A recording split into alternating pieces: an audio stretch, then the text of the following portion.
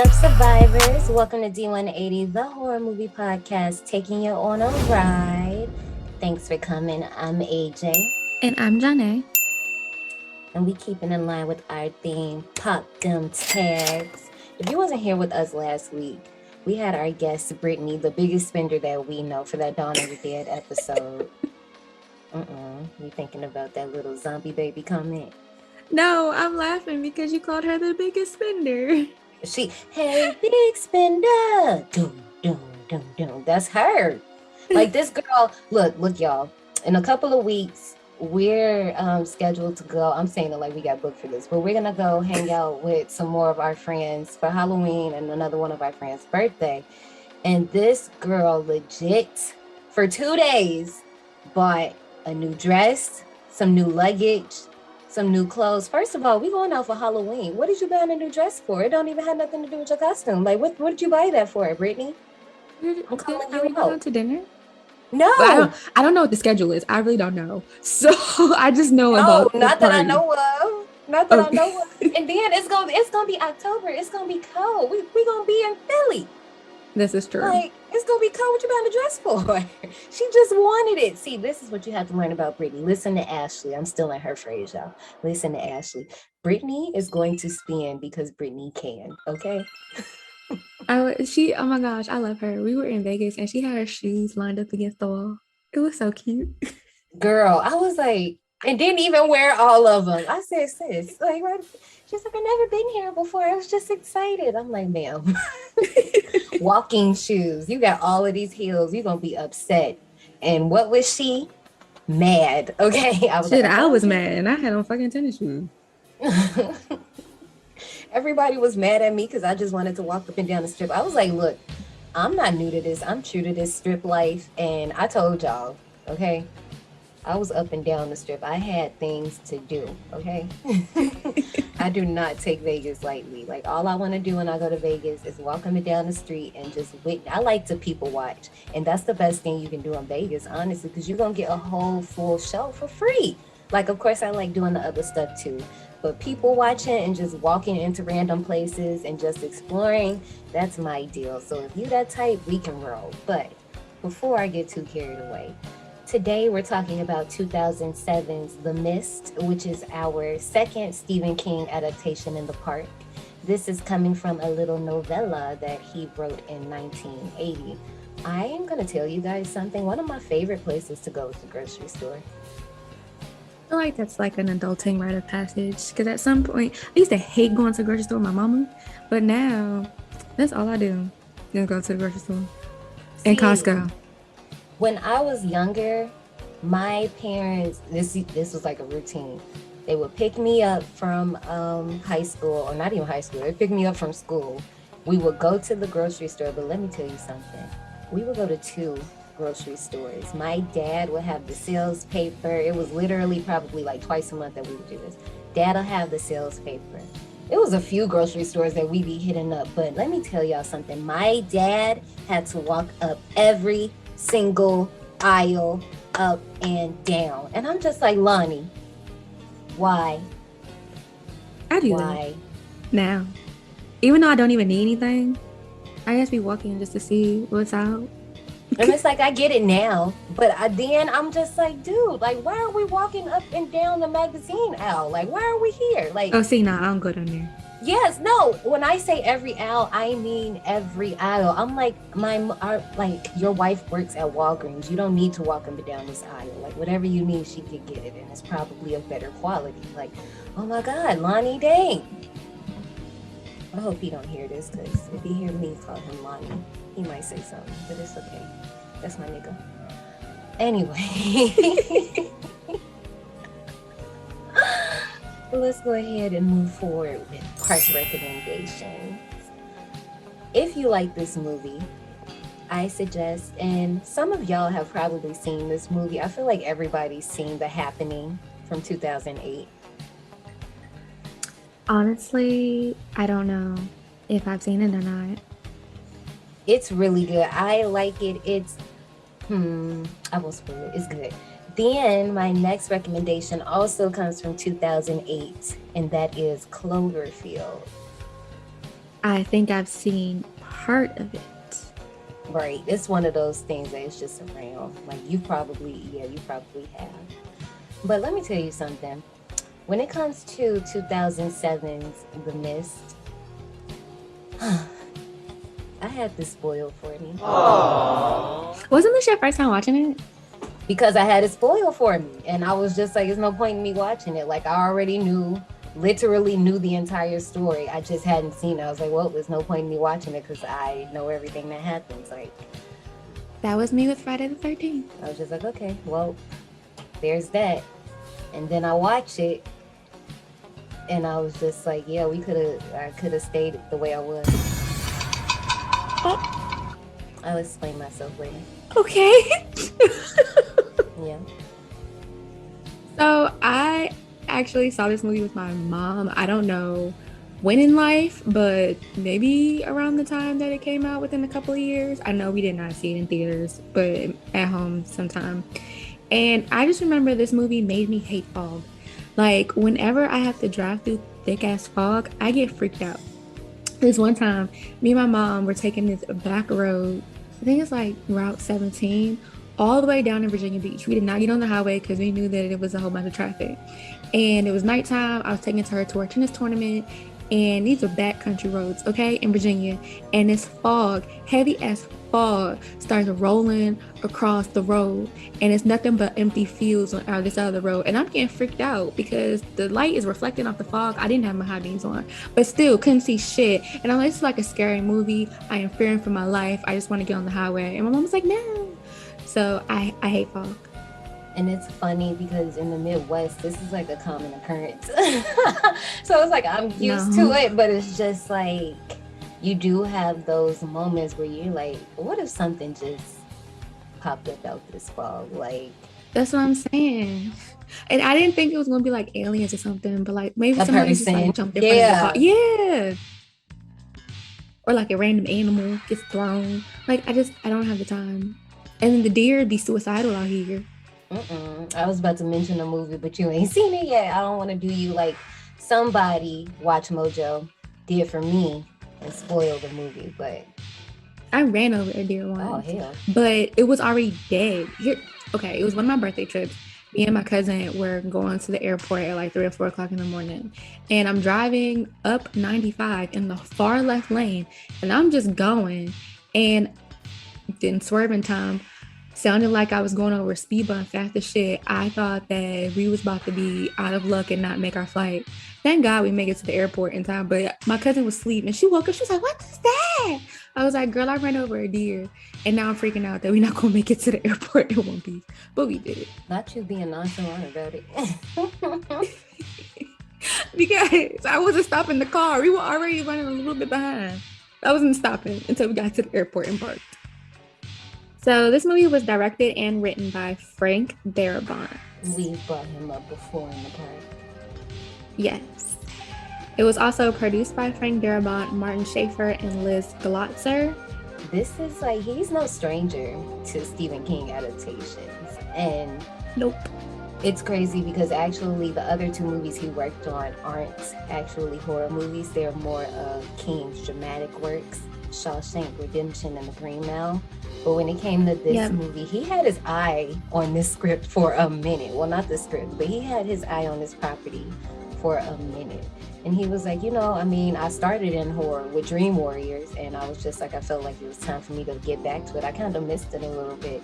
Like, he had his eyeballs on this in like 2004. This didn't come out till 2007. So he was just like, just stay tuned. I'm gonna just slide in over here. But then he also wanted this in black and white, and there is a black and white cut of this movie, and I didn't watch it, but I don't think I would have liked the black and white version. I'm curious, and that's apparently why they didn't put it out in black and white, because it was like, well, I don't think people are going to really pay attention to it. But I don't know. I'm trying to think, would I had liked it better if it was in black and white? But honestly, I don't know. I think actually, you know what? I'm gonna leave it alone until we get there. But the last thing I want to say about Frank in regards to this script, I'm kind of happy that he did what he did with the script, because there was a lot of editing from the novella to the film adaptation. And of course, y'all know we're gonna talk about it when we get to the book. I just want to throw it out there that there were changes made. Well, I think he did a good job, and Stephen King thinks he did a good job. Yeah, it actually scared him. But low key, Mr. King, I feel like I've heard you say certain adaptations have scared you before. I'm just sad on you. You just think you just think he handed out like, oh yeah, I like this. He told De Palma that with Carrie. He told Frank Darabont this. He told Andy Muschietti with It. But has he told everyone? Not everybody. No. But I'm just saying, like, Frank, I don't know. You might. Well, no. Because if Stephen King told me I scared him, I'm framing that audio wave. Don't ask me how I got her audio wave with him saying it to me, but just know I'm framing it. Okay? All right. So back to this cast. We have Thomas Jane as David Drayton.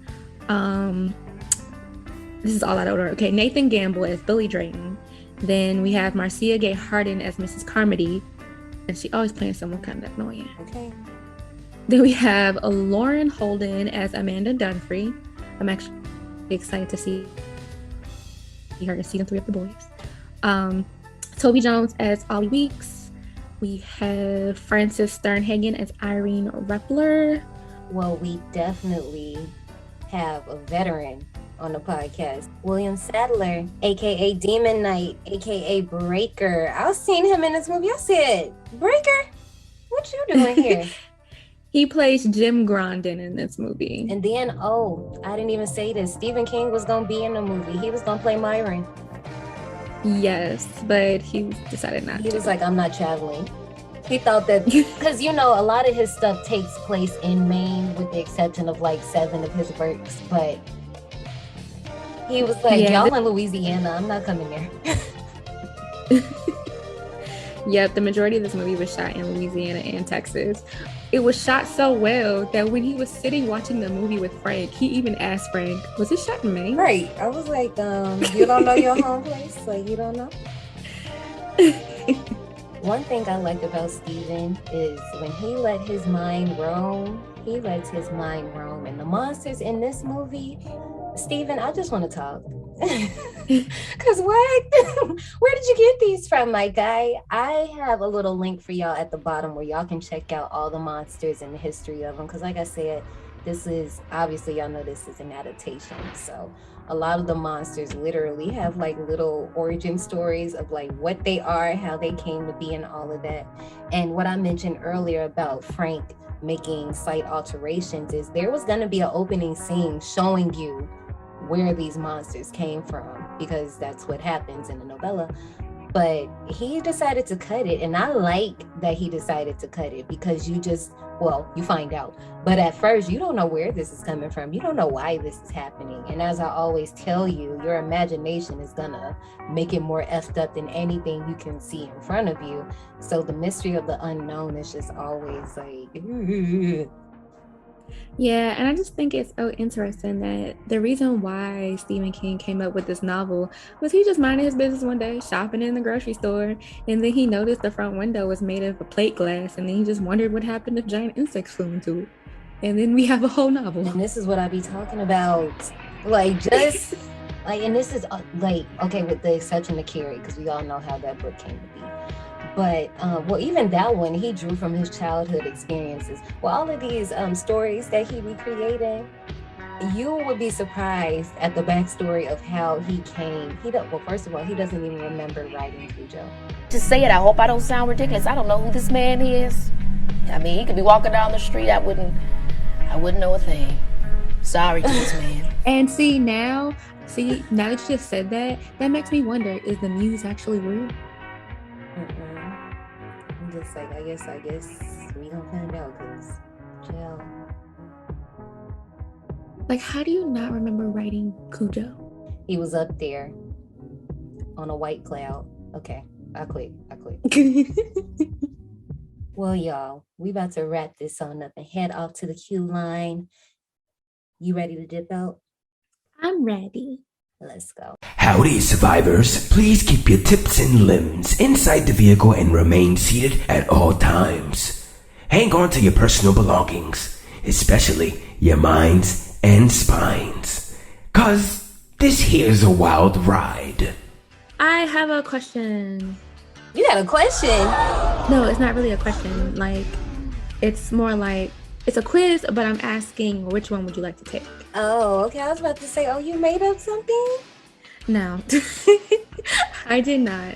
But it's a quiz about grocery shopping. Now, based off your shopping habits, do you want to know how many kids you'll have, how old you are, or why people love you?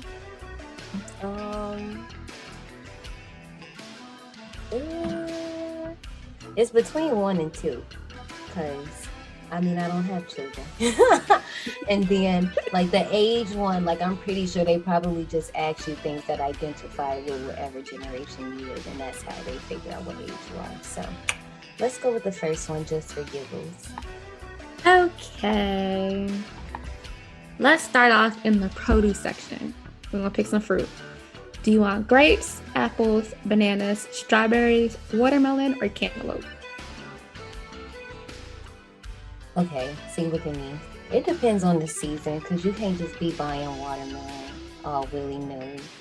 But one thing you can count on is grapes. So I'm gonna go with grapes. Choose a vegetable. Carrots, broccoli, peas, potatoes, Brussels sprouts, or beets. Ooh. Let's go with carrots. All right, now we're on to the greens. Arugula, iceberg lettuce, spinach, butter lettuce, romaine lettuce, or cabbage. Let's go with arugula. Okay, now we're moving on to the dairy. I know you don't eat dairy, but here's your options. We have milk, cheese, cream cheese, coffee creamer, butter, yogurt. I actually do eat yogurt, so let's go with that. I was like, I hope you say yogurt, because I eat yogurt, but yes. All right, now you're grabbing something from the meat counter. Sliced turkey, ham, chicken breast, steak, burger meat, or tofu. It's between turkey and chicken breast, but I can do a lot with chicken breast, so I'm gonna go with that one.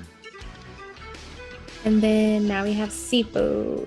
Shrimp, salmon, lobster, crab, cod, or no fish at all. Salmon. And then something from the bakery. Bread, bagels, muffins, croissants, rolls, or tortillas. Ooh. Probably tortillas, because I literally incorporate tortillas into every meal somehow. Not like every day I'm eating tortillas for every meal, but they're very versatile. You can literally make it work. You can make it work for breakfast, lunch, and dinner. So let's go with that. Okay, now pick a snack. Popcorn, potato chips, corn chips, granola bars, pretzels, crackers. Probably granola, because I can put it in my yogurt. And then grab some cereal. Are you picking Cheerios, Fruit Loops, Cocoa Puffs, Captain Crunch, Corn Flakes, or oatmeal? Okay, first of all, F whoever's making me choose cereals, because I love cereals, even though they have GMOs and I'm not supposed to eat it and they can really kill me, but I don't care. I will die happy with my cereal. I'm just mad Cinnamon Toast Crunch wasn't on here. Let's go with... Actually, are the new Fruit Loops even good? Because they always changing their formula and they all taste the same, to be honest. You know what? Just go with Cheerios. Because they don't get my favorite on there anyway. And then lastly, choose some dessert. Cookies, cupcakes, pie, ice cream, popsicles, brownies. Out of those, popsicle. All right, so this list says that you're only going to have one child and they're going to be your whole entire world. You know what? I can see that. Like, I can literally see just me and my tiny little carbon copy, me and my bestie. Like, probably. I would like twins, but you know what? Me and one, that's fine. I'm perfectly fine with that. Okay, so I'm going to tell you what I chose and I'm going to tell you what they gave me. I chose strawberries, broccoli, arugula, butter, because butter makes everything taste better, chicken breast, crab, rolls, popcorn, Cheerios, and then ice cream. And they told me that I'm gonna have 4 kids. Oh wow. Right.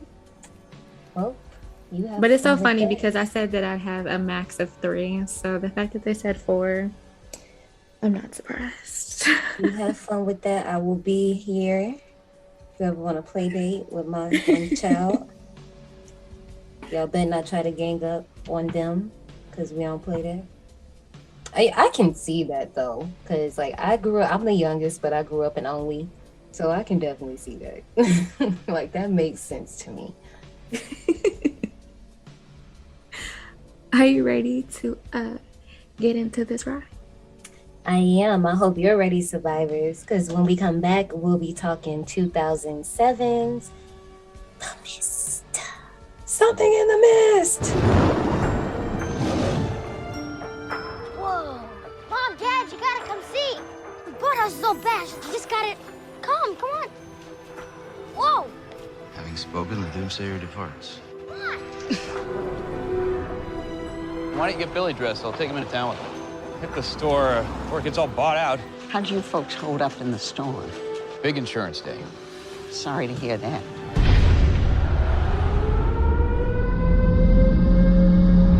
What's going on? It's death.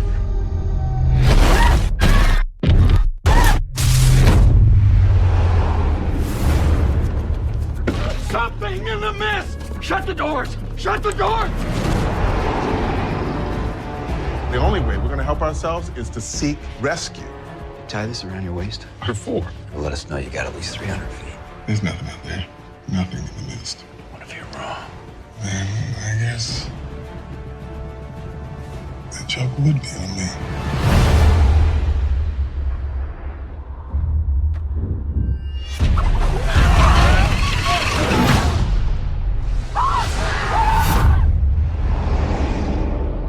It is time to take sides. Read the good book. It calls for blood. Guys, I hear something. Are those bugs? Not like any I've ever seen. The entire front of this store is plate glass.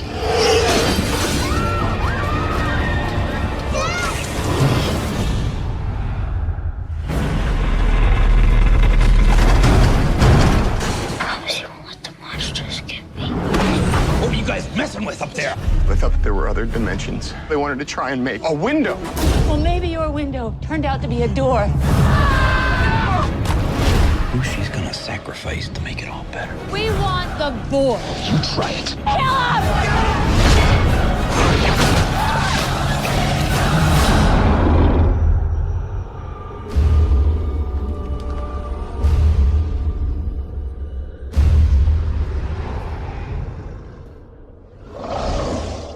Yo, Ashley, what would you do if like you was just minding your business one day and like you just heard those sirens?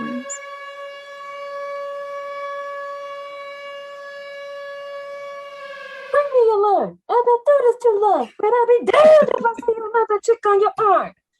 I'm dead ass serious too, because I did it when it happened in the movie. And I was like, damn, do I not have sense?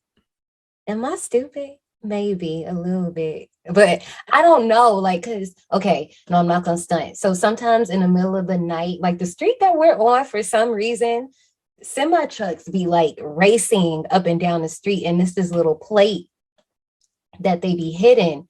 And if they hit it the right way, it sounds so crazy. Like it literally sounds like something just crashed into the building. So I remember there was one night. And I don't know, but I think during the witching hour, I don't know what be going on, but I am the lightest sleeper during the witch's hour. Don't ask me why, but it don't take Still be awake. up like, so it be happening during that time. And this one time that it happened, I swear that Jesus was coming back. That's how loud it was. Have you ever seen the cartoons when they get scared and they like leap 10 feet in the air? That was, Yeah. I lost my and BJ was like, it's fine. Whole time I was panicking. I really thought Jesus was coming to get us. And I was like, why now? Like, wow. I knew I wasn't going to be here for this. Like, I thought I was going to be long gone, but you came back. But God, you coming now? Like, dang. But yeah, so I don't know. It's between one of them two extremes. It's either Beyonce or eternal rest right on the spot. Just because I like that took me out. Like, I just knew I was dead. I knew I had passed. Like, I just knew it was over. I was sitting there watching it and I'm like, if alarms were ringing like that, what the fuck would I do? Would I just stand there and look? Would I run? Like, what would I do? And it also depends on like where you're at too. Like, am I at home? Because if I'm at home, I'm gonna feel the most safe because I'm at home. But if I'm out in public, that's gonna be a different story. Because I'm like, okay, well, what is the issue? Like, are we under attack right now in this store? Is this across the street? Like, what's happening? And I used to think that, okay, now y'all don't laugh, but I'm the type of person that creates imaginary scenarios in my head. And I have escape plans just in case in the event ABCD happens. And I always said, if I was in a grocery store and it was getting robbed, that I had the perfect hiding spot. But I saw the way y'all asses acted during quarantine, and I don't know if my hiding spot is safe anymore. I don't know if I want to tell y'all. I have a whole my boyfriend makes fun of me because I just have all of these survival things, and he was getting upset at me because before quarantine, I was buying all of this stuff. And he was like, Johnny, what is going on with you? And I'm like, I don't know. I feel like something's going to happen. And so I was buying a whole bunch of stuff. And then even last summer, I was buying a whole bunch of stuff before I moved into my house. And he was like, why are you buying this? I said, I don't know. I just feel like something else is going to happen. And so I have like emergency backpacks for me and my family. I bought them backpacks before I moved out, and I keep it in my car. So just in case I'm ever stranded somewhere, I have like 72 hours worth of water. I got food, all types of crap in my car so that I'll be fine. And then like here in my house, I have like backup. It's not like a full generator, but I have one of them like Jackery batteries that you see like these tiny house people have for their van life. I got one of those. I got solar panels. I have like a backup solar panel based cooler. So it's like I prepared myself to hunker down in my house, but then I also prepared myself to like survive out in the wilderness. But then I don't know. When it comes to the flight, fight, or freeze thing, I'm not a freezer. But I just, in that situation, I just really don't know, because you don't know until you're in it. And that, right. I'm just like, I don't know. And then the other thing was, I know like in certain states, they have those sirens for like when tornadoes are coming. And then like back in the older days when we had wars and stuff, they had those alarms for when bombs are about to go off. But like, if it went off now, what would that mean? Exactly. That's the scary part, because I don't know what that means. Like, I know my phone goes off when there's flash floods and severe thunderstorms and tornadoes, but like a huge siren like that, what does it mean? And it's so crazy because that Amber Alert alarm or that tornado watch alarm, nobody's ever prepared for that. Like, if you say you don't jump, you're lying, because it'd be so unsuspected. It's like you get used to it as soon as it happened, but when it first happened, you be like, whoa, wait a minute. Come out of nowhere. But I asked that question based off of this trailer, because in this trailer, you just see these people in the grocery store, the alarm is going off, and they just standing like, what the fuck? Listen, this whole entire trailer, especially the one that we got, this 2-minute and 30-something second trailer, it basically almost tells you the whole entire movie. And I felt the same way you felt. Just like, dang, that's kind of messed up. It kind of make you just want to Instacart and Amazon stuff. But as I said last time, I don't want to do that because I know how y'all do. And I had bad experience with Amazon Fresh when I was still living with my parents. I would order like I ordered fruit once, after they gave me spoiled fruit, I never ordered fruit, and I would just order like dry goods Yeah. and non-perishables. Right. But I can say if you ordering like stuff that's like not, if you're not ordering produce, then you're fine. But if you're ordering produce, then I would go yourself. But And yeah, and that's what I'm saying. Because for me, I pretty much shop around the grocery stores. Hardly ever do I shop in the aisles because I try to stay like besides cereal. Because like I said, I don't care what y'all tell me about cereal. I don't care what you tell me about fruit snacks. I'm going to eat it. But other than that, I pretty much stay around the grocery store.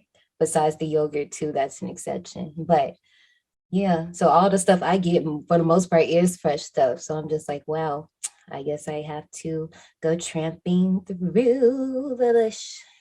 But I do have to say that I did love this trailer, and I generally don't like trailers, as y'all can hear in almost all of our episodes. But this one actually left me in suspense and wanting more, even though I'd already seen the movie. But if I had saw this trailer back when it first came out, I probably would have wanted to watch it because I want to know what's in the mist and why them sirens is going off like that. Yeah, I just wish I didn't have this movie spoiled for me. But like I said, I will let y'all know more when we get to the jump off. So this movie starts off with our main character, David Drayton, painting in the middle of the storm. And off the bat, I just want to say that CGI storm looked terrible. It's a lot of CGI in here that I'm about to be right on his head. But before I put my little talk shit button on, I did like that he's a movie poster designer, because when you peep in the back, there's a photo for the poster of The Thing. He's working on The Dark Tower, which is Stephen King universe Gunslinger. And then there's another one for Pan's Labyrinth. I was trying to look to see what the other ones were, but those were the only three I could really point out. I thought that was cool. I'm like, wow, you can really just have a job as a movie poster painter? Look, the dude, and look, y'all gonna get tired of me. The dude who did the Nightmare on Elm Street posters, I want to say his name is Matthew. Oh my God. I'm like, how lucky are you? And I just love looking at the Nightmare on Elm Street poster art, because every time I look at it, I see something new that I didn't see before. But I'm gonna save it for those episodes. But I'm getting chills just talking about his artwork right now. Y'all know that's why we do the souvenir shop. Y'all know I love movie posters. So y'all know that like got me going. When I seen that at the top of this movie, I was like, is he drawing the, oh, snap. So after they look at this crazy ass CGI storm, David, his wife, and son take shelter in the basement. The next morning, while surveying the damage, they notice this thick ass mist coming across the lake from the mountains.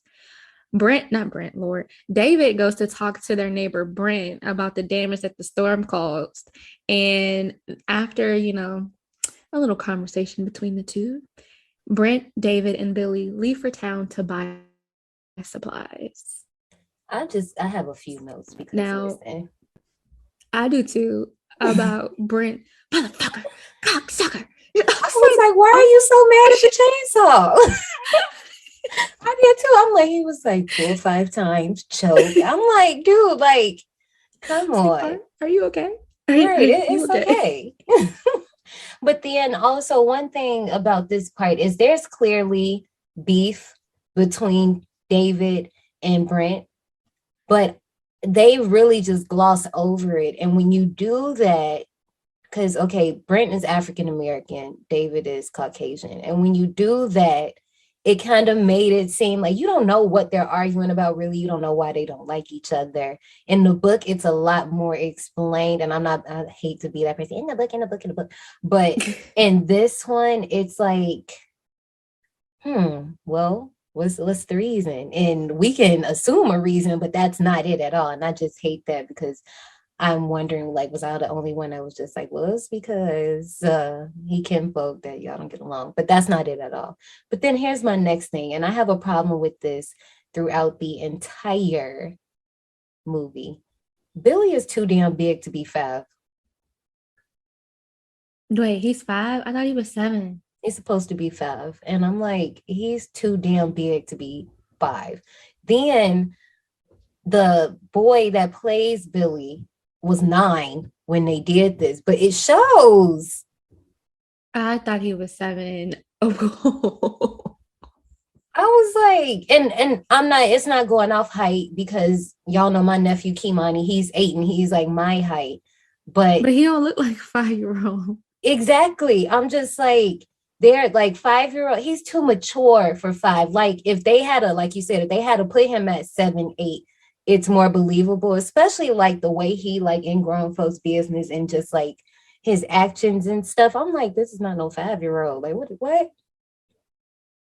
Adorable, but no, not 5.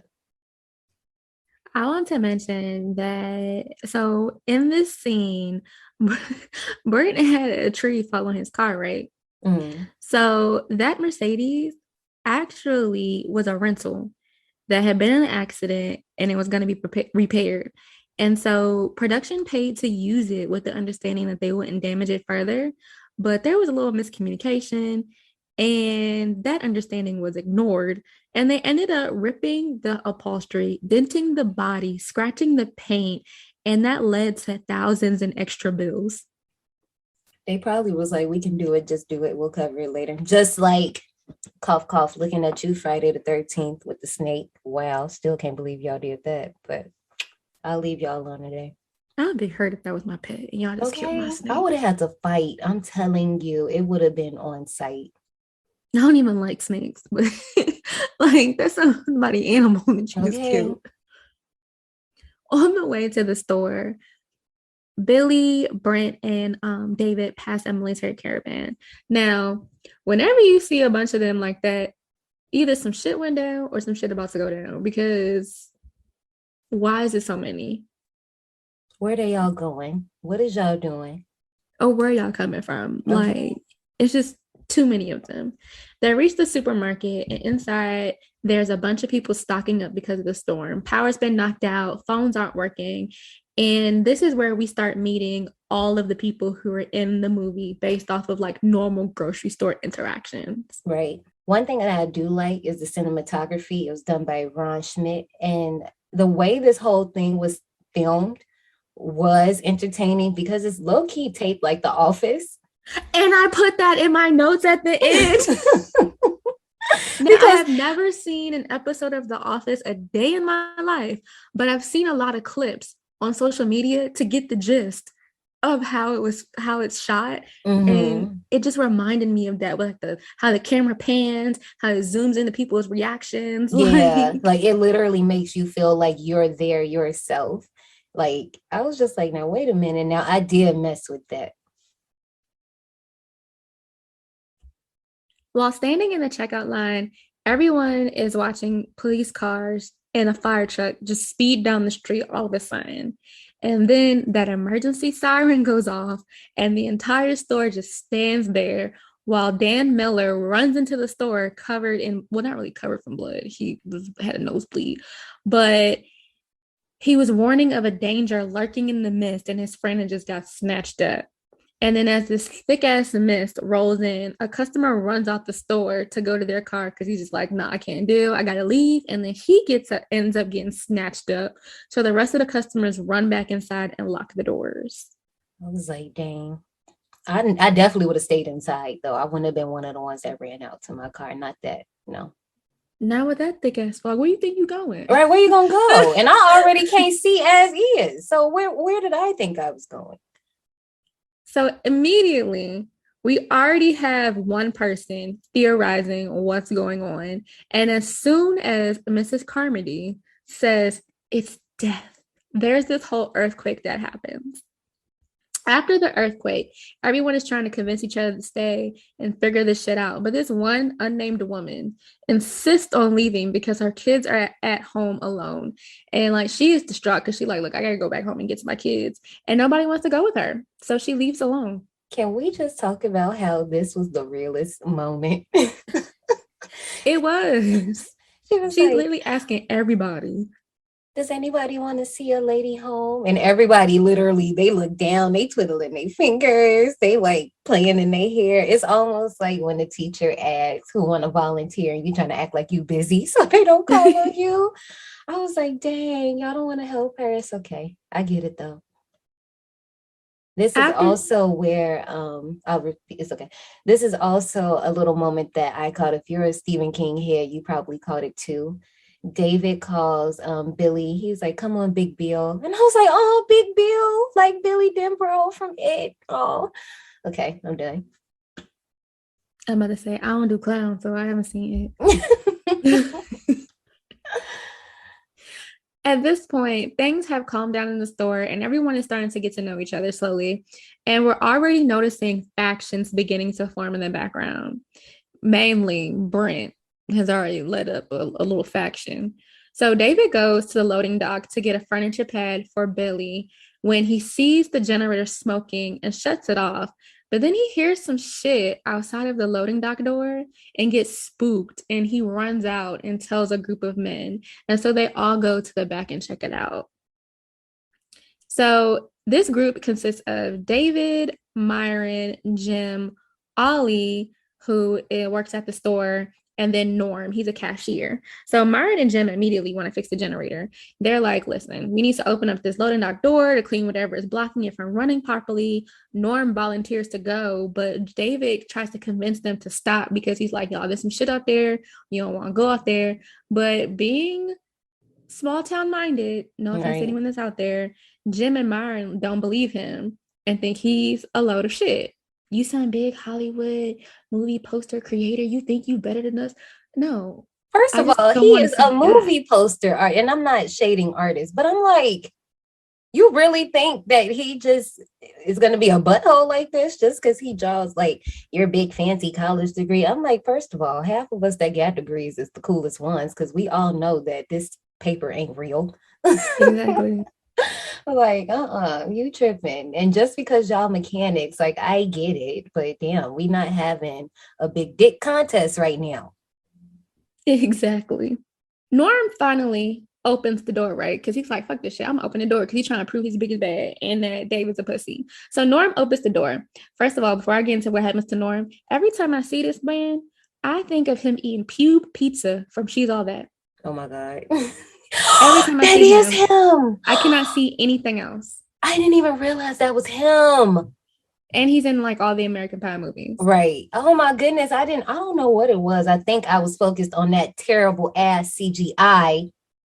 Oh my God. Let me just do this now. Because here's the thing. Oh my God. When you watch the behind the scenes stuff, and y'all know I got y'all on the links, they did this practically.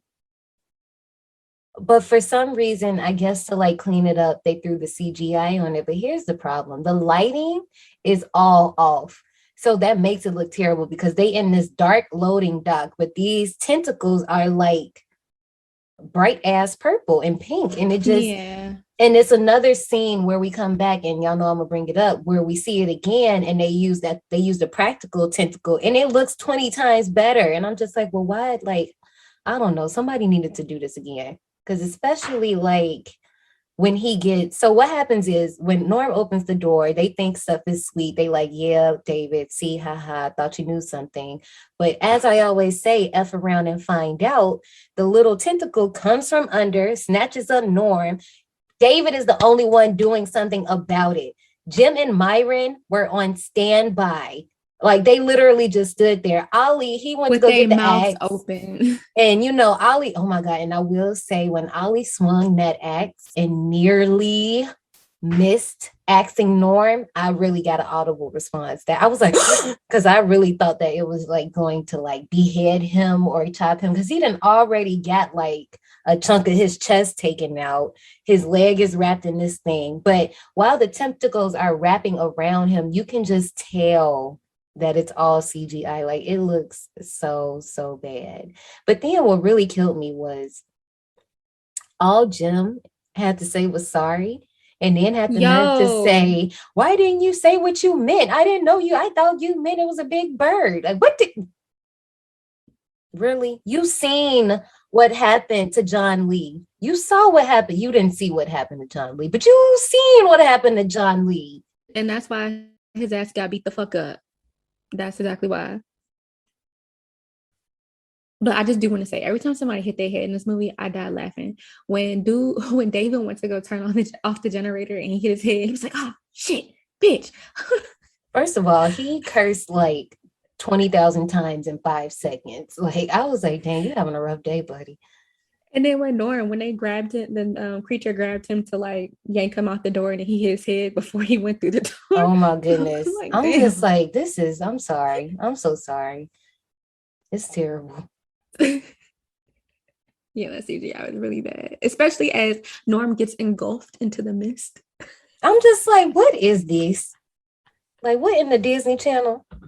Ooh. So everyone is spooked now. That group is spooked. They go back out because, David got to clean himself off. Now he like, okay, look, we got to tell people. They try to bring Brent into the fold to tell him what happened. And Brent don't believe them. He thinks they're playing a prank, trying to get revenge for a lawsuit that he filed last year. And they just have a whole argument. This causes a scene in the store. And Dan want to sit there and try to, no, Bud, I'm sorry. Bud, the store manager, wants to try to write up Ollie, and Ollie bosses up on him. I'm glad he did, because I'm like, first of all, dude, like, did you not think like we was about to, like, we in a state of emergency? You can write this off. Like, we can use the supplies. This is the best place we can be right now, to be honest. And Ollie looks like he employee of the month every month. So shut up. Right. So Ollie bosses up. So he's like, okay, listen, David, you need to tell the store what we saw in the back, because nobody needs to leave the store. And of course, nobody believes David and crew when they tell them, look, we saw some weird shit back there. The thing had tentacles. Y'all don't need to leave. And so they take 2 more people, the store manager, Bud, and someone else, back to the loading dock to see the tentacle that David chopped off with the axe. They poke it and it shrivels up and turns into a puddle of sludge. And now Bud believes. And I just thought that was funny when they poked it and like they jumped back. Like it still had little feelings. And it's like some animals are like that. Like, remember that viral video and excuse me if I'm not saying the correct one, but I want to say it was a Chinese restaurant, and it was like an octopus or a squid, and they poured the sauce on it. Yeah, and it was just moving and stuff. I'm like, stuff like frog legs do that too when you put salt on them. I'll pass. It's just so weird. So now we have Mrs. Carmody looking crazy in the bathroom, praying in candlelight, face sweating and all. When Amanda, she's the new teacher in town, comes in to use the bathroom.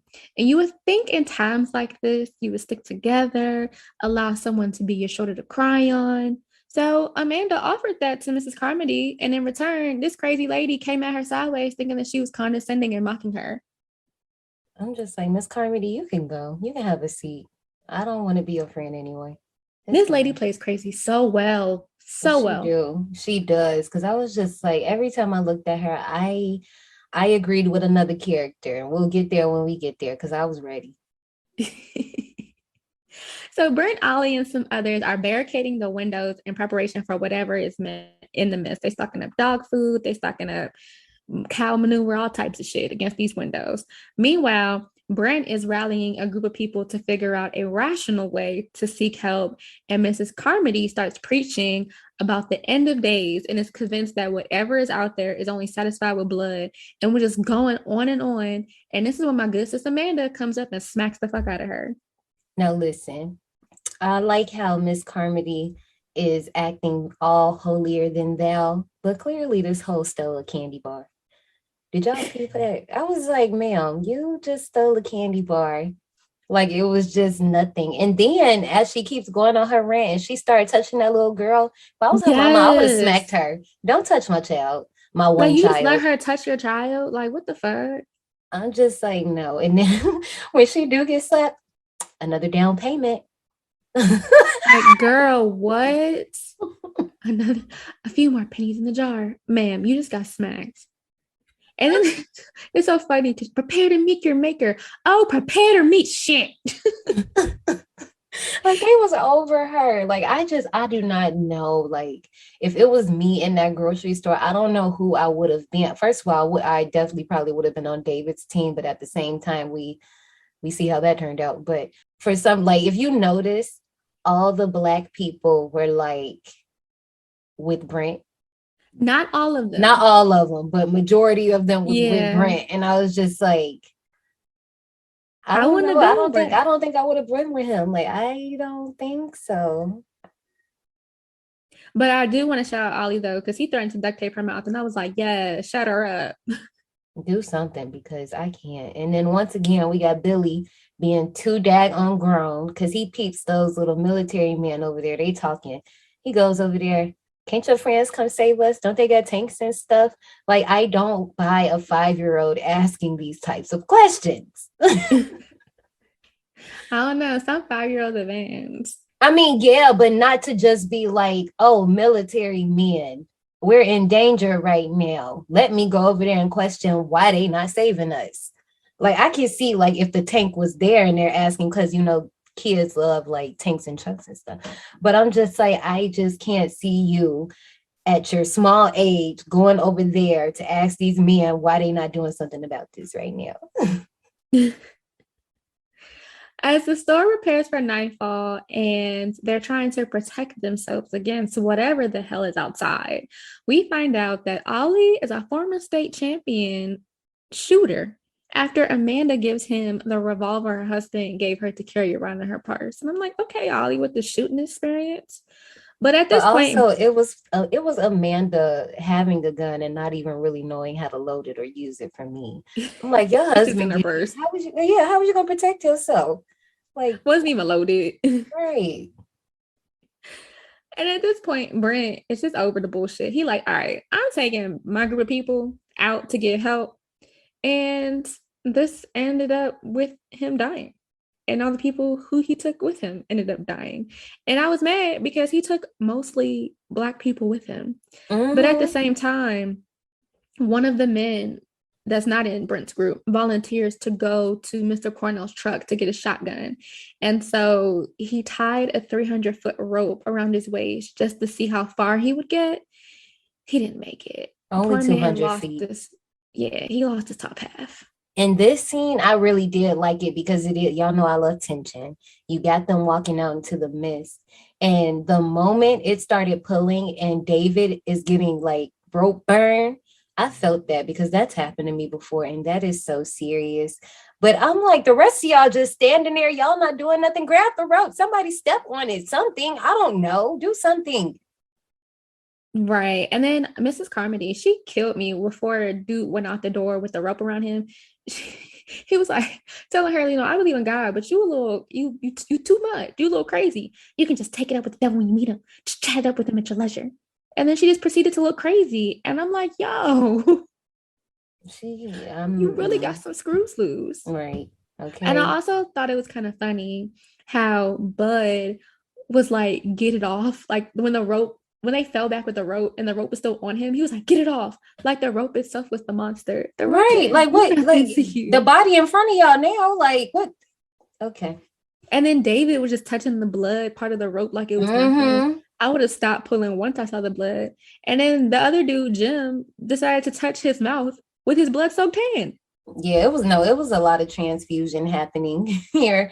And I was just like, okay, y'all all need to go to the hospital once this is over, if it's still intact, because no. Ugh.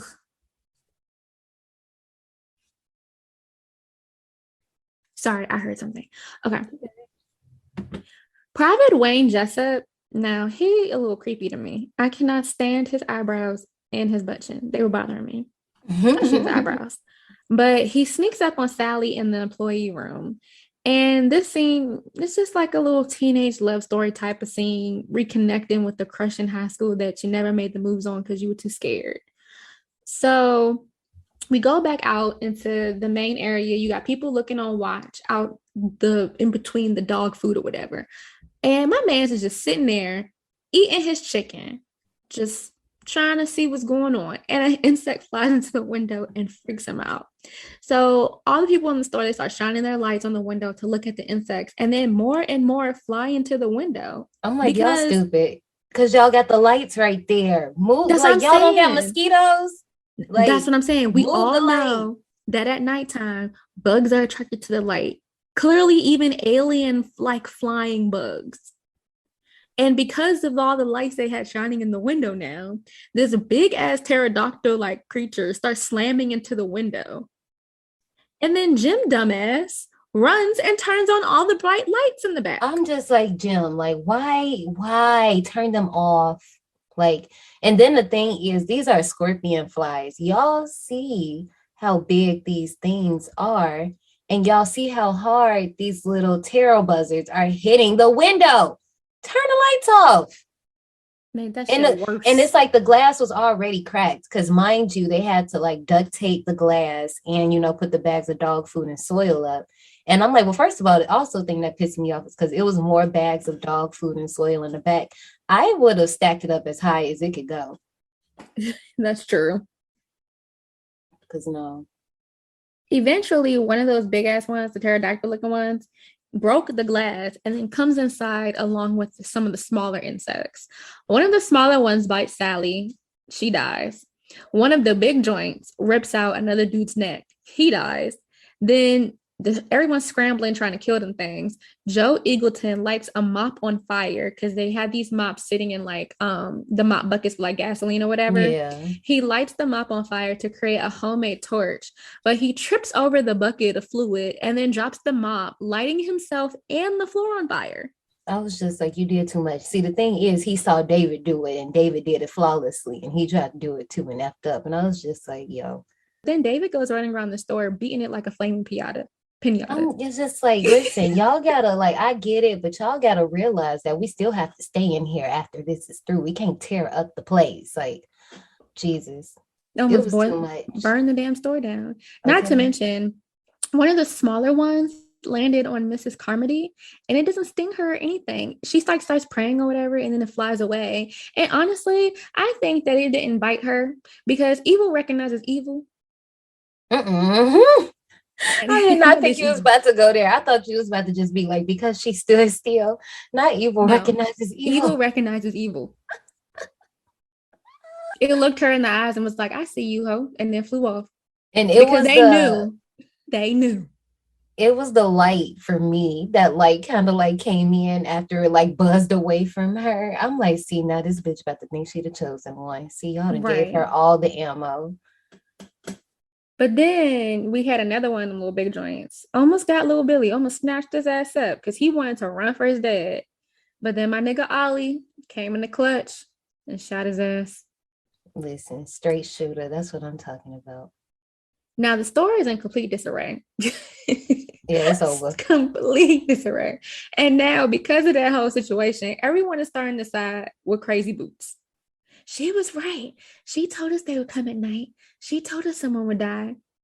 Now, poor Joe is just in the back suffering from his burns, and he wants to die, but they refuse to kill him. Come to find out, Hattie done overdosed on pills. Listen, how? You were supposed to be watching Billy, so you just mean to tell me you did this in front of him?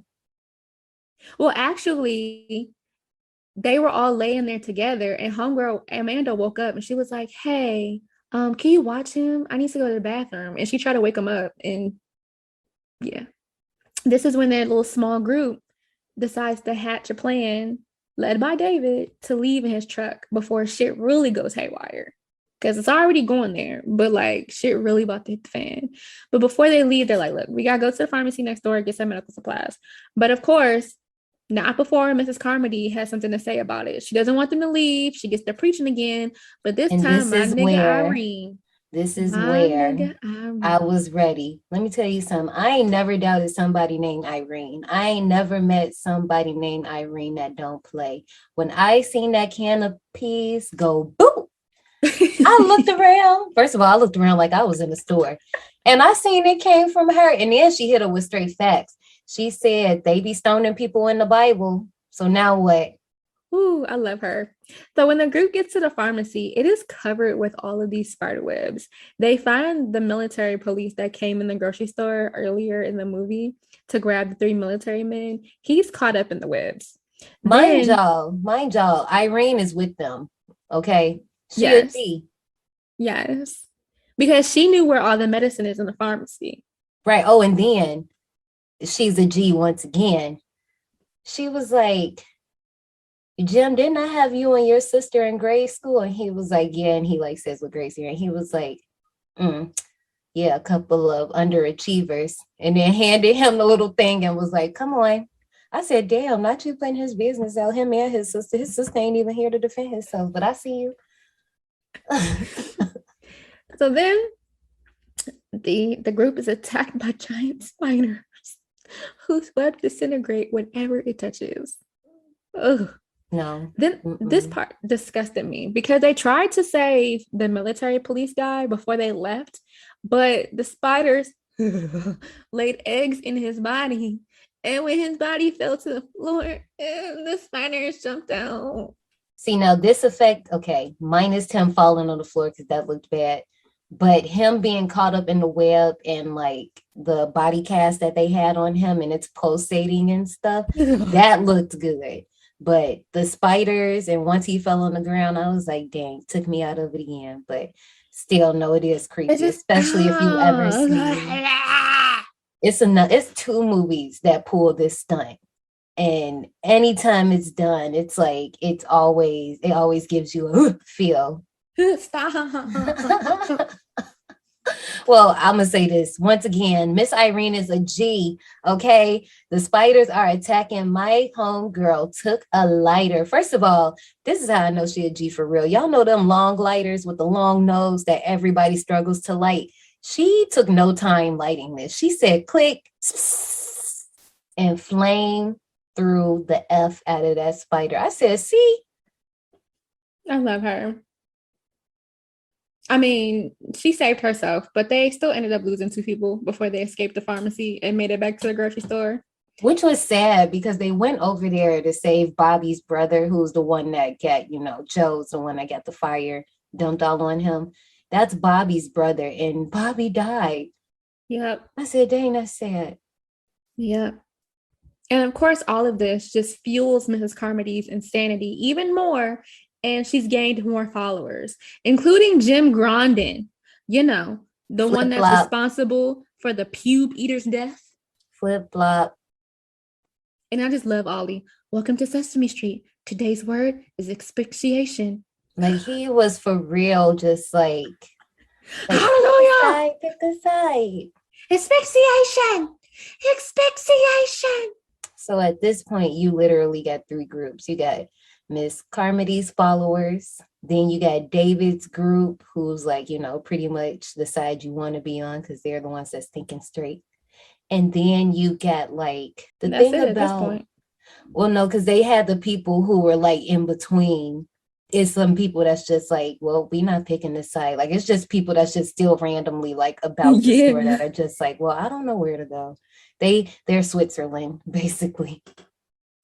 But because of Mrs. Carmody's influx of followers, this pushes David's group to want to leave sooner. But not before David goes to talk to the 3 military men about what is happening outside. So they find creepy eyebrow boy first. But then he's not with his 2 friends, Morales and Donaldson. So they go into the back loading dock area to find them. And unfortunately, they hung themselves. And as soon as David brings up the Arrowhead Project, Jim snatches Eyebrows up and throws him to the religious wolves. Jessup explains that the project opened a door to another dimension and those creatures spilled out. All in all, the group blamed Jessup. So they stabbed him and then threw him outside to get snatched up by the aliens of the sacrifice. And then Crazy Lady Carmody had the nerve to say, the beast will leave us alone tonight. Tomorrow, well, we'll just have to wait and see. This part was so sad. It was, because it had nothing to do with him. He just happened to work for the military, but they just wanted to blame somebody so bad that they just penalized him for the acts of all the other people. Yeah. Poor thing. The next morning, David and the group, his small group, prepare to leave the store. But unfortunately, they're stopped by Mrs. Carmody. She doesn't want them to leave and demands that Billy and the whore aka Amanda, be delivered as the next sacrifice. Ollie comes in clutch and shoots her ass, once in the stomach through the milk bottle, and then one in the forehead. This prompted her cult following to snap back to reality and let them leave the grocery store. It's the way that Mrs. Carmody was just drinking milk straight out of this damn glass. And I said it once and I'll say it again. Psycho. Hell no. I don't drink milk anymore, but when I was drinking milk, I definitely would drink it like that. No, but you not told out the us. bottle. You told us, and I called you a psycho then too. Like, hell no. Like, what the hell? And was just so calm while she was doing it, like literally giving her quote unquote sermon, takes a sip. I'm like, girl, And this is also like, just because she ain't invincible no more, all her followers, they don't know what to do. I'm like, see, blind leading the blind. Now y'all confused and don't know what to do now. And this lets Ollie and Groot, David, and all them leave. So they get outside. And my heart breaks because Ollie gets snatched up by the creatures, and so do 2 other people. But Bud, he was like, oh, hell nah, and ran his ass back into the store. I was very upset over Ollie because Ollie didn't do anything. Ollie didn't deserve that. Like, no. It broke my heart. So David, Billy, Dan, Amanda, and Irene, they were the only ones who were able to get into the car. And then David does some risky shit and reaches for the gun that's on the hood that fell after Ollie got ripped to shreds. See, I feel like he could have successfully did it if Amanda and Billy weren't freaking screaming. Like, you're screaming, which is making the widower come the gray widower. I don't know if I ever said that's what it was, but it's making it's telling where you are. It's just like, if a serial killer was in my house, I'm not about to be screaming. I'm gonna be quiet. Now y'all can argue it probably sniffed him out. Well, it probably would have had a harder time if it was quiet. That's true. Because even if you can't see, your ears will point you in the right direction. Right. But at this point, you think, oh, thank God. The group finally escaped the crazies in the grocery store, and they drive off to through the mist. But unfortunately, when they reach David's home, they see that it's been completely destroyed by all these giant spider webs, and his wife is caught up in the webs outside of the house, dead. Devastated, he drives away from the town. They eventually run out of gas, and at this point, they're hopeless. They don't think there's a way to escape. They still got the gun, and they decide to end their lives. But here's the thing. There's 5 of them, and there's only 4 bullets. So they all agreed that David's going to kill them all. So he does. He screams in pain before stepping out of the car to be devoured by the creatures. But instead, the mist just suddenly dissipates, revealing a whole army caravan with army men on feet torturing all the creatures and bug nests and all that stuff. And y'all, guess who's on one of the rescue trucks? The woman who left the store at the beginning because her kids were alone at home. Bruh. And then I tried to peep to see if like they stopped by the grocery store, because people was like, if they had to stay in the grocery store, they would have got saved. Nobody was on the grocery store on the truck, because if they were, you know that they would have zoomed in on Jim. You know that they would have did that, and no. Right. So, and it's so crazy to think they were driving away from help. Like, had they just like waited like 5 more minutes, like I would have been like before we made, first of all, because y'all came to this decision way too quick. I understand. Way too fast. Like in y'all heads, y'all was like, well, this would be more peaceful than me getting ripped up by a monster. But I just would have been like, well, let's wait till nighttime. They decided way too fast. I wouldn't like immediately the car runs out of gas. You're like, well, okay, time to die now.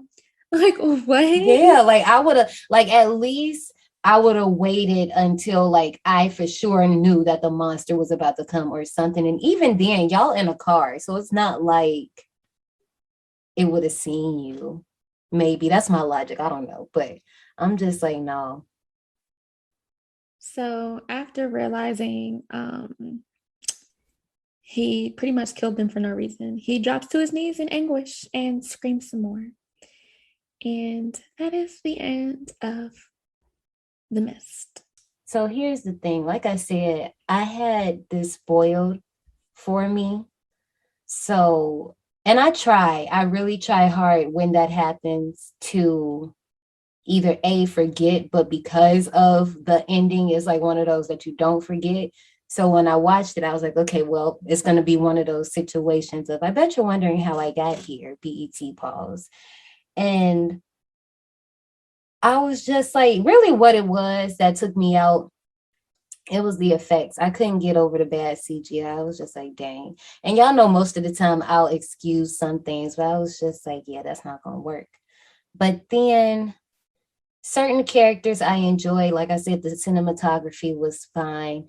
But overall, I'm just like, dang, like maybe I would have felt different had I not had the ending spoiled for me, because that shock value probably would have did something for me. What about you? I agree. The CGI did not age well at all. Back when I first watched it, I can see that I would have been okay with it. But now it's freaking 2021 and it looks terrible now. Looks bad. Like I said, I laughed every time somebody hit their head.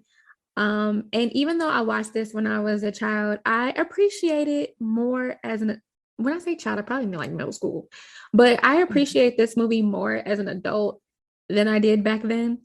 The only thing that I hated about this movie is that it's so damn long. It is. And it's like, I get it, because really you're seeing the whole theme of the story is like, we dealing with real monsters, but for real, the monsters are us. Because when you get faced with adversity, ain't no telling what humans will do, because we be on some real shiesty stuff. And you do see the evolution of that, but it is long. Like, it does take a while to get there. And for it to be that long, it still feels like there's so much that's cut out. Yeah, I loved it. It also kind of freaked me out too, because even now, like you said, it shows you how quickly people turn on each other in crisis. And we actually are witnessing that right now. And we have witnessed that over the past year. Okay. Yeah. So overall, Ollie was my favorite character. Loved Ollie. Oh my gosh, loved Ollie. And I again loved the cinematography, because how those cameras are panning and the zoom ins on the faces, oh my gosh, made my day. I favored Ollie too, and of course my G, Miss Irene, she was one of my favorites as well.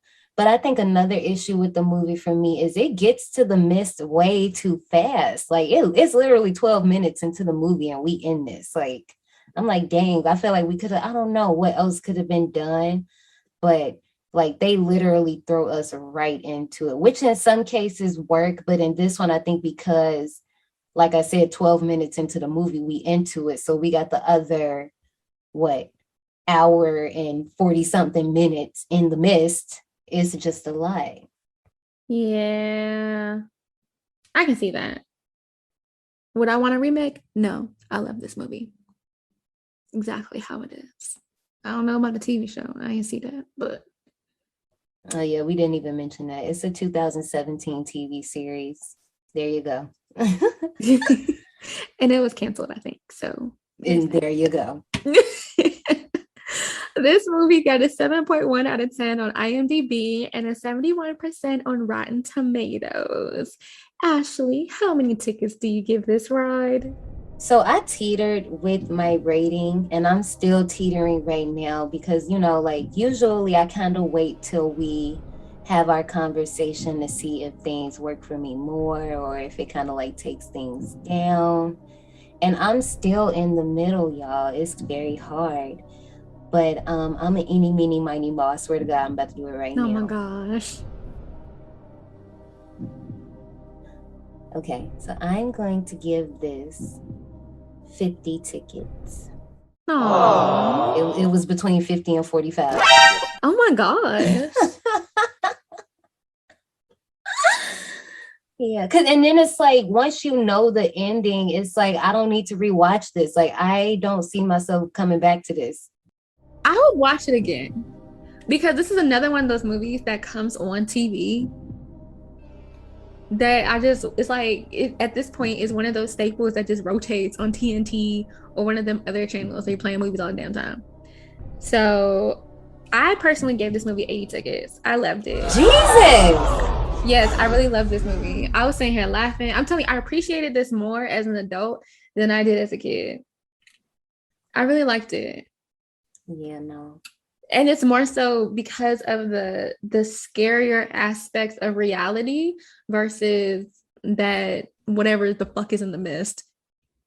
What's worse in this grocery store is what's in this grocery store is worse than what's outside at this point. Just watching the society just go to shits. That was kind of scary. Yeah, I gave it 80 tickets. I like this movie. It's a staple for me. All right. Are you ready to go to the Souvenir shop? Yeah, we can head on out because I got something real cute. Okay. It seems you survived. Well, before you go, join us in the Souvenir shop. One thing, and y'all gonna think I'm so crazy, but y'all remember, and they still make these, but they're kind of low-key, not for real, a little bit hard to come by. But y'all know the fans, the little personal fans that used to have they got like the little mist spray. Yes. Yeah, but I will want it to be like thick though when it come out. Like just for effect. Just for effect. That's it. So my mom has one of those little powered fans now. Like I had to charge it for her when we were on vacation. But I told her, I was like, you should have got one that had like the little spray bottle, because when I tell you, her being in the heat plus her menopause, she be going through it. And I'm like, you might need a little spray to go with this little fan that you got. Yeah. To amplify that cool down period. But I think that's cute. I don't know how I feel about it being thick though. Yeah, I mean, just for effect. Like dry ice or something. No, you can't put dry ice, you might die. Oh, hell no. Well. You know what? This movie has so many different posters. And I know sometimes I be saying this and then I don't do it. So I'm sorry. I'm calling myself out on my own crap. I be like, y'all can see this extra poster when I post it, and I be posting one folder.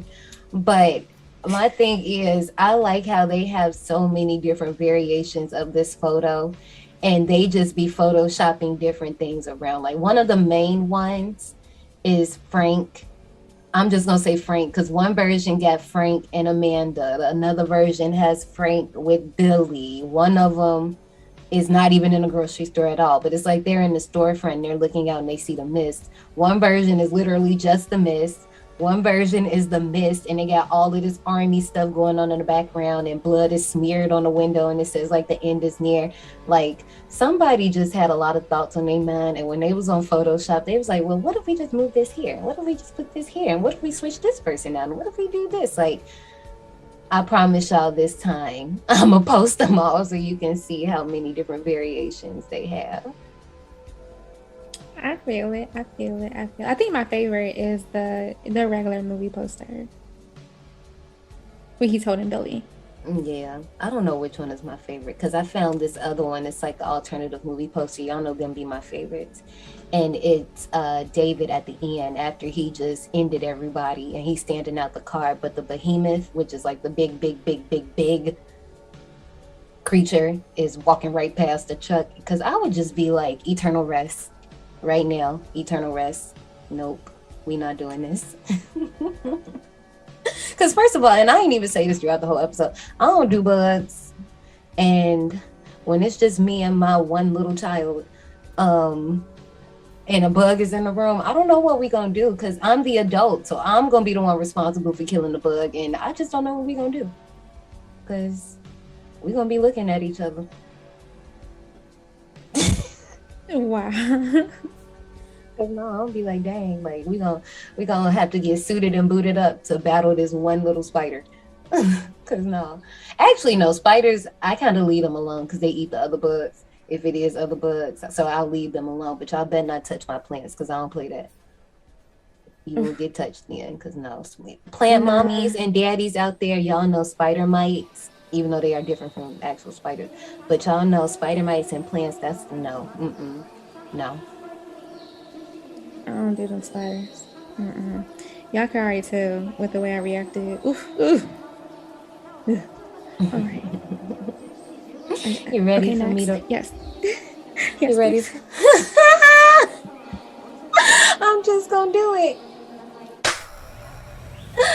All right, y'all. Before I start running these prank announcements, I meant to say this earlier. I have been loving you survivors sending in your survivor submissions. You can email us at destination180podcast@gmail.com. Now, I am going to say this. Some of them I am having a hard time placing in season 2, but it's okay because I found a way around that. But you just gonna have to wait till the end of the month to figure out what that is. But trust me, I got y'all. I'm here for you. I am your tour guide. I got you. But other than that, you can hit us up on our Instagram and our Twitter with the same handle at D180 Podcast. And let me tell you something. Next week, we're getting into the Shudder original, SLAXX. John A hasn't seen this movie. If you've seen the movie, I am very curious what John A is going to think about this one because it is something else. I'm gonna just tell you now, it's a horror comedy, so go into it with that mindset, but it does have a message. But just so, because you know, if John A don't know about a movie and she just go in blind and she got one thought in her head, you know she gonna eat the movie up. So now that I think that she knows it's a horror comedy, I think she'll be fine. Because you know, I'll be like, what the fuck was this? Like, girl, what you got me watching? But yeah, and that's y'all assignment for next week. You can grab your tickets so you're ready. And guess what? We will see you soon, survivors. Bye.